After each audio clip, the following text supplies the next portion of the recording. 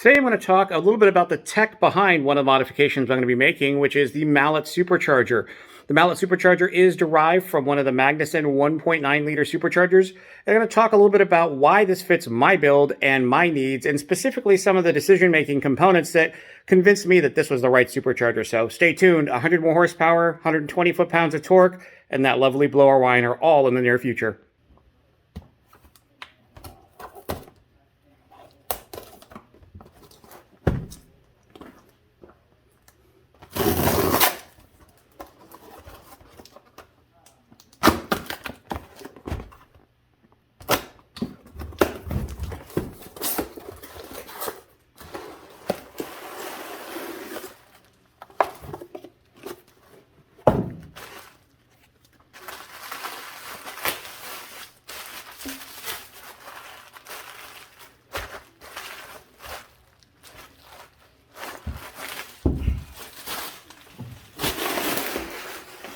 So now it's time to open up the packaging, lay out all the parts, get familiar with each of the individual labeled bags.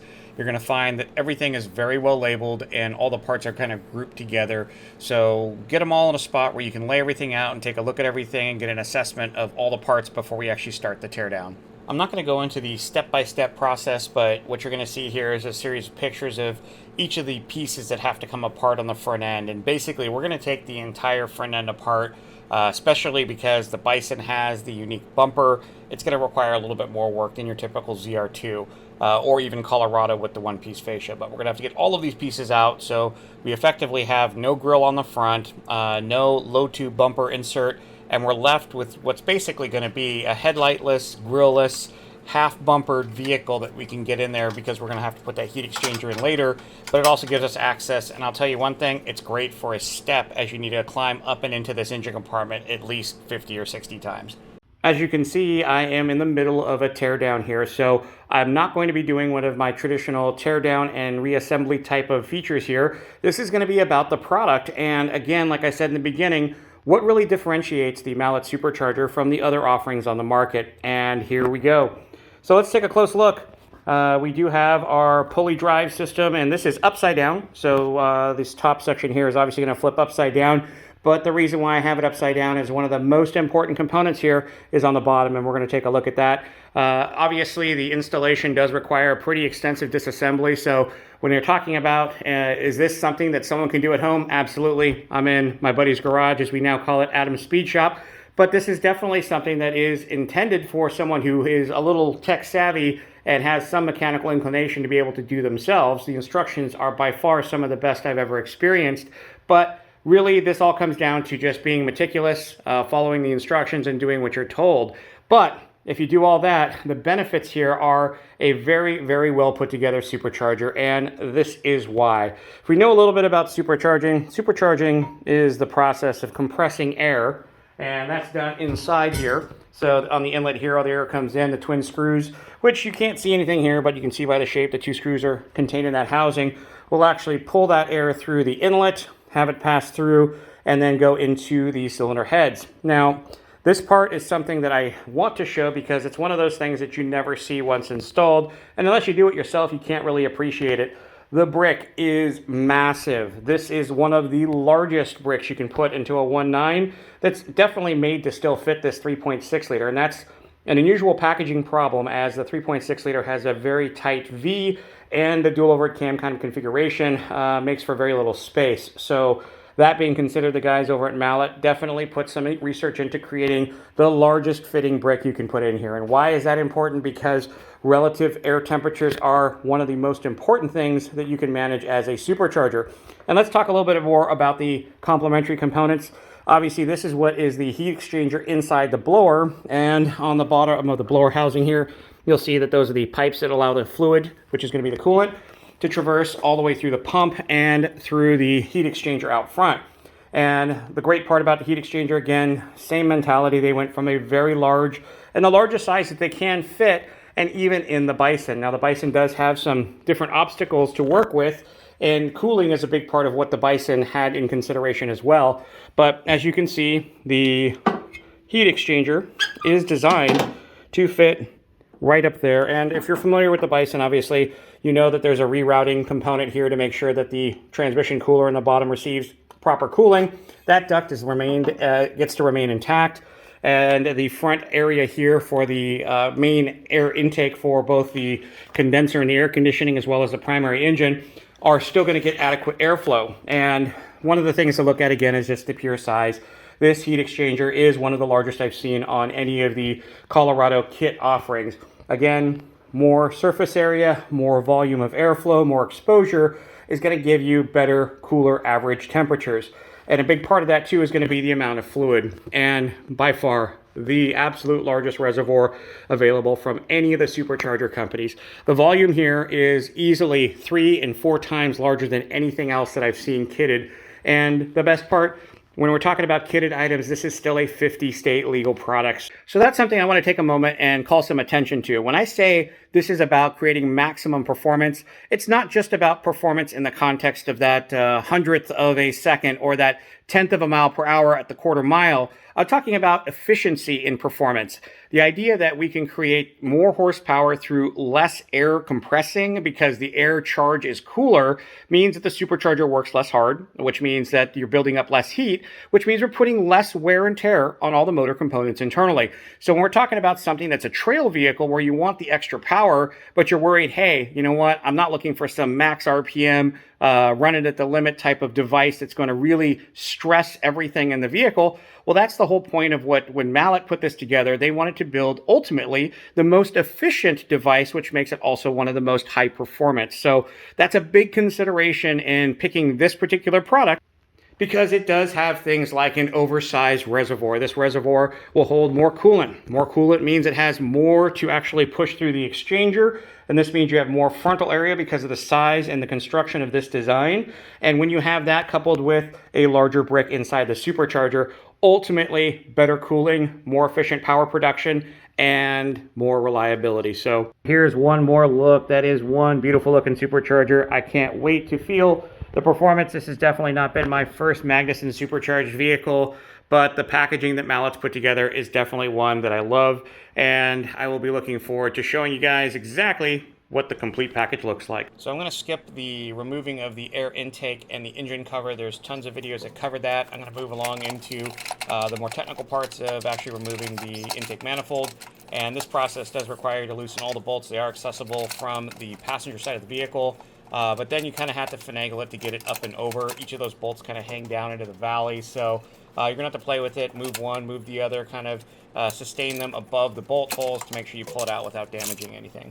Once you've got the intake manifold up, it's a good idea to kind of clean out the area around there. We don't want something falling into the inside of the cylinder head and then into the actual cylinder itself. So I use a vacuum, clean up any loose parts around the area, any dirt or something that might fall in, and then immediately following that, put something to cover up the ports so we don't get any foreign objects from the process of uninstalling, whether it be a socket or a bolt, drop into the engine compartment and into the actual intake port. So this next part of the installation you're seeing here is part of the process of removing the spark plugs, and you got to remove the coils to get to that. But as you're going to see, I'm going to discover pretty quickly that the original installer that assembled this motor omitted to doing a process here correctly, and as such, you're going to see me pull the coil pack up and see a completely oil-saturated spark plug.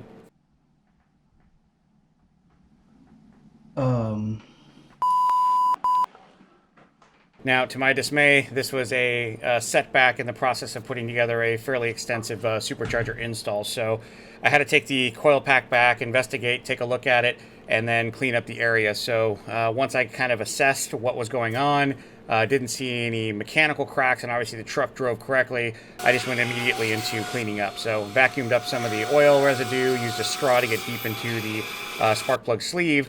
But here you can see the gap. The seal was just not pressed all the way up, and as such, the necessity to go to the dealership and buy another part and put it in was there. So as I have to remove the valve cover now, I'm going to pull these PCV lines completely off, make a modification that's required for the supercharger, and then move ahead with taking off the valve cover and assessing it. As you can see here, that seal that's supposed to come off with the valve cover is stuck on that sleeve. and where it should be here on the valve cover, it's not. So I went ahead and double checked the rest of the gaskets that are there, as there are other sensors and things that get plugged in. And that's one of the first things that you're going to see I'm going to have to do is get the valve cover positioned, put a few bolts in for location, but then you have to drop in the actual actuators for the cam advance for the exhaust and intake. And there's quite a bit of sensors here you'll find both in the front and back. We want to make sure those are correctly installed and then follow the proper torque pattern in bolting everything down so you don't cause any bind and cause any future leaks. So you'll see I am using a speed wrench here to get the bolts started, but I'm not actually tightening down to any specific torque. These are just getting the heads down to where they are on the surface of the valve cover. From there, thank you, so-called ZR2, a little shout out for you. He provided me with the proper torque specifications as well as the torque pattern. And in this case, we were tightening down to 89 inch-pounds. And that is a common specification, as you'll find with a lot of the other blower parts that are aluminum on aluminum with these smaller M6, M8 bolts. That being said, that pattern is very critical to follow as you're going to start from the inside and work your way out in a kind of clockwise pattern from that spiral effect from the middle, and that just helps keep everything torqued properly. So don't rush through this step. Make sure you torque everything correctly, follow the pattern, and you won't have any more leaks. And hopefully, at the end of the day, none of you guys have to go through this anyways, because this was sort of a mess from the factory. So again, kind of cool that the blower let me see this problem before it became a real problem, but here's the rest of the install. This is what y'all came to look for, and this is going to be the installation of the rest of the blower parts.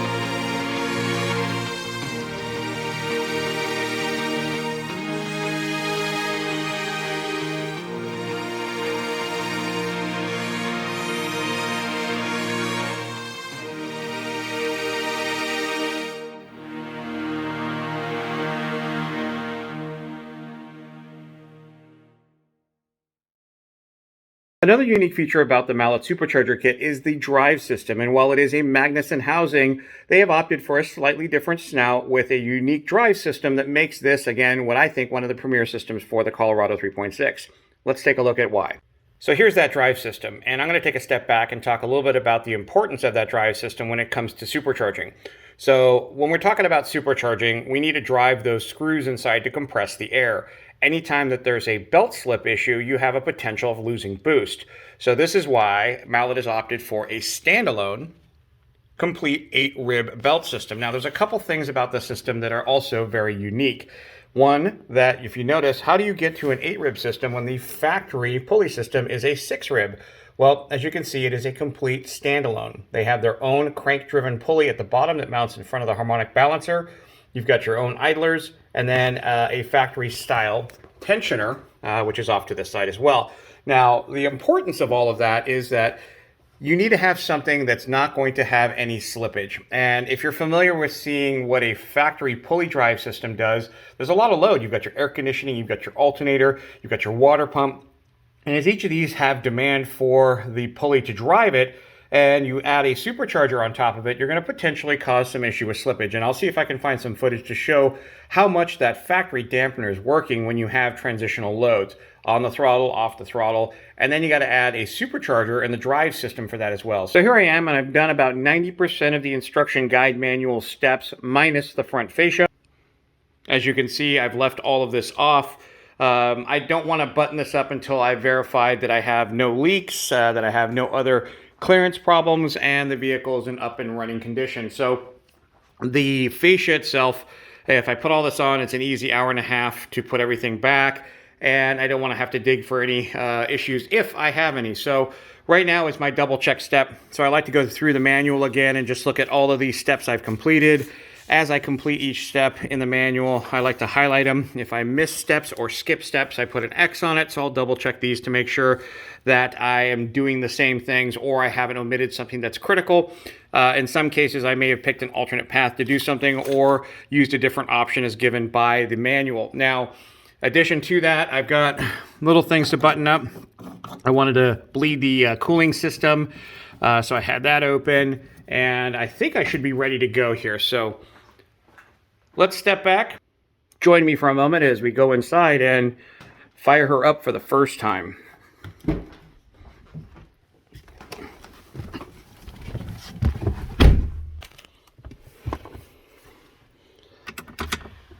Most important thing here, PCM has been reflashed and it looks like everything should be good. I am seeing Chevrolet logos, so there's CAN bus communication. I'm going to let the pump run here. Hood's open, let's confirm that. And circulate. You should be able to hear that noise coming from the front. As the turnkey on, we'll have the intercooler pump running. Sounds like it's running pretty smooth, so all of the bleeding did work out well. So next, it's the moment of truth here.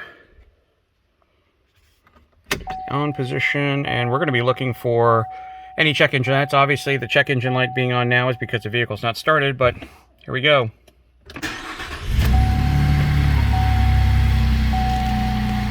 So first run, we are looking at gauge sweep. Everything is operational. We have no check engine lights, smooth run, no hesitation. I am on a cold start idle, so a little bit high. Looks like, let me run through some things here. Voltage is up, pressure's good, transmission's cold.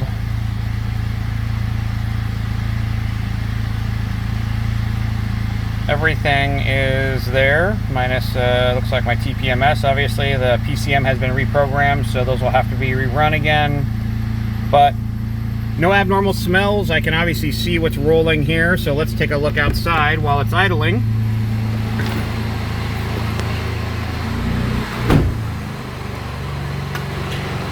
Don't mind the little funky smells. There's going to be coolant that had leaked when I had to drain the system.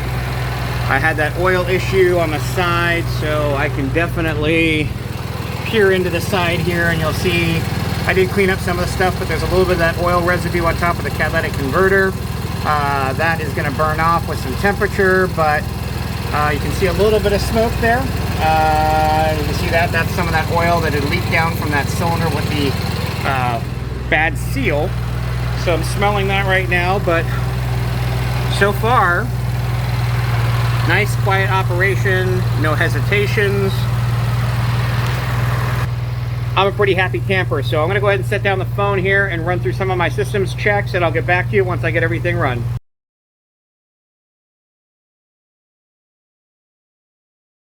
Okay, so everything's up and running, and it's time for some first impressions. And first and foremost, I want to make sure that everything is running good. I've done all the mechanical checks, so now it's about the electronics and reading the sensors. So I have my Wi-Fi OBD2 dongle, and I'm running the torque app, and this just gives me some feedback on the sensors and things that are going on, so I can find out what's going on with the car while I'm driving. So I'll have this running and monitoring and logging while I'm going down and doing some different throttle position checks. So anytime you're talking about a PCM recalibration, there is a certain number of tests that have to take place, and there is a certain bit of learning that has to happen. Being that we did some transmission changes in the protocols, the shifting patterns take anywhere between 15 to 20 key cycles and normal driving for it to get through all the proper shift pressures and adaptive learning. On top of that, we've got our short-term and long-term fuel trimming that's taking data as we're cruising. So really just doing a lot of steady state cruising right now to get the vehicle where it wants to be, so that it runs all of your O2 sensor tests, your evap tests, and gets through all of those things so the learning process can take place. With any tune, of course, that's something you want to do, is let the computer go through its process before romping on it just to see what you got for total power. One of the advantages of a Magnuson-based supercharger is the internal bypass. The internal bypass lets the vehicle operate like a naturally aspirated truck when you're not on the throttle. So here I'm seeing 16 inches of vacuum cruising around and not seeing the load of that supercharger running. It's not boosting when it doesn't need to, and this contributes to the overall economy of the vehicle when you're not in boost. The transitions to going into boost and out of boost are almost seamless. Basically, the only thing you're waiting for is a little bit of that throttle lag in the stock wireless pedal. Still not a huge fan. You can do a lot of those like pedal commander type things, or even tweak some of the protocols in the PCM, but throttle by wire is always going to have a slight delay compared to what you would have with a positive cable.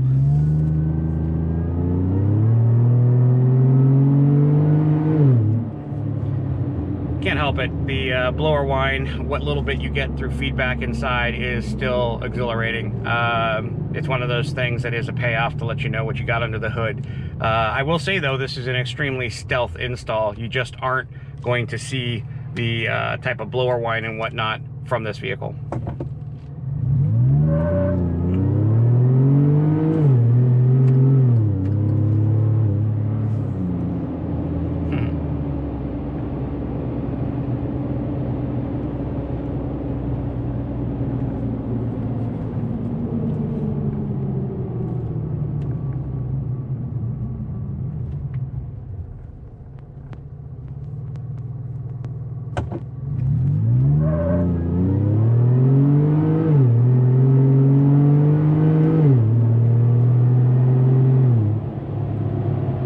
It'll definitely grab a tire and spin it anytime you're on the throttle, so it's a dramatic improvement in that aspect. The 33s used to never turn over at all, so blower is working.